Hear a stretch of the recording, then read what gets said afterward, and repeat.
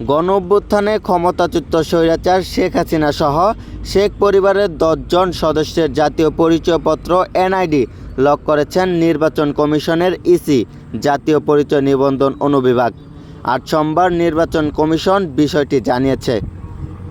সংশ্লিষ্ট একাধিক সূত্র জানিয়েছে, একটি চিঠির মাধ্যমে এ তালিকাভুক্ত ১০ জনের এনআইডি লক করা হয়। যাদের এনআইডি লক করা হয়েছে তারা হলেন শেখ হাসিনা, সজীব আহমেদ ওয়াজেদ, সাইমা ওয়াজেদ, শেখ রেহেনা, টিউলিপ রেজওয়ানা সিদ্দিক, আজমিনা সিদ্দিক, শাহিন সিদ্দিক, বুশরা সিদ্দিক, রাদওয়ান মুজিব সিদ্দিক ও তারিক আহমেদ সিদ্দিক।